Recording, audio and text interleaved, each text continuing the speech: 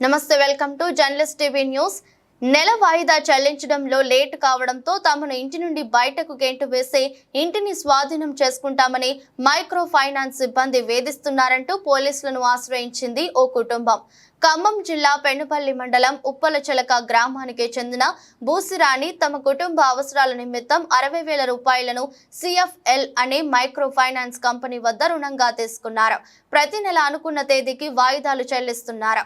అయితే ఈ నెల వాయిదా చెల్లించడం లేట్ అవ్వడంతో నిన్న రాత్రి 9 గంటల సమయంలో మైక్రో ఫైనాన్స్ సిబ్బంది తమ ఇంటికి వచ్చి ఇంటి నుండి వెళ్లిపోవాలని, ఇంటిని స్వాధీనం చేసుకుంటామని దుష్ప్రచారాడుతూ తమను బయటకు గెంటు వేశారని, భయభ్రాంతులకు గురి చేశారని బాధితురాలు విఎం బంజర్ పోలీసులకు ఆశ్రయించారు. తన భర్త లారీ డ్రైవర్ గా పనిచేశాడని, జీతం 2 రోజులు ఆలస్యంగా రావడంతో ఫైనాన్స్ కు సంబంధించిన వాయిదా చెల్లించడం లేట్ అయిందని, ఎంత చెప్పినా వినకుండా తమ ఇంటికి వచ్చి మైక్రో ఫైనాన్స్ సిబ్బంది వేధింపులకు గురి చేస్తున్నారని బాధిత మహిళ వాపోయింది. సదరు ఫైనాన్స్ సిబ్బందిపై చర్యలు తీసుకోవాలని పోలీసులకు ఫిర్యాదు చేసింది.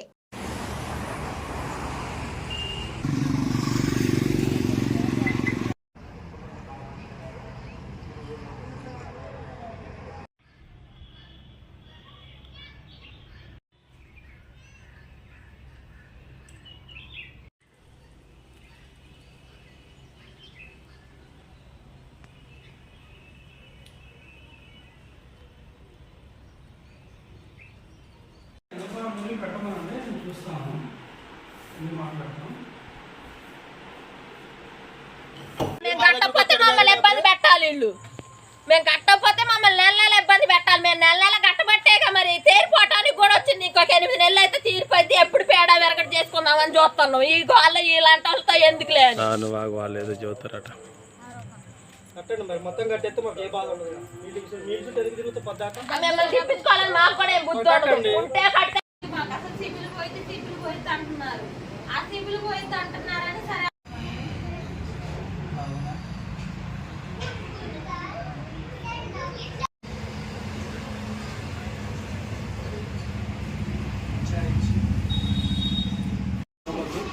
చేసి కట్టేమని లాస్ట్ పంపించారంట కదా.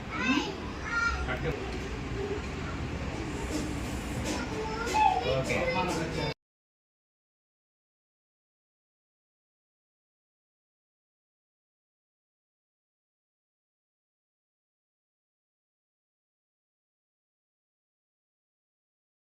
మేము ఉప్పలచెలకలో ఉంటామండి. అయితే CFL లోన్ తీసుకున్నాం. నెలకి 3,400 కట్టాలి. 60,000 తీసుకున్నాం. 3,400 కడుతున్నాం. ఈ నెల లేట్ అయినందుకు శ్రీకాంత్ అనే సార్ వచ్చి మమ్మల్ని ఇబ్బంది చేసి, పిల్లలు నేను ఉంటే మీరు ఇంట్లో నుంచి బయటకు వెళ్ళండి, తాళం వేసేస్తానని మమ్మల్ని ఇబ్బంది పెట్టారు. దానికని ఇక కంప్లైంట్ చేయడానికి వచ్చినాను పోలీస్ స్టేషన్ దగ్గరికి. సార్ ఇక నెట్టేశారు మమ్మల్ని ఇంట్లో నుంచి బయటకు పిల్లలతో సహా. ఇక ఏం చేయాలో అర్థం కాల. మా వారు డ్యూటీకి వెళ్ళారు.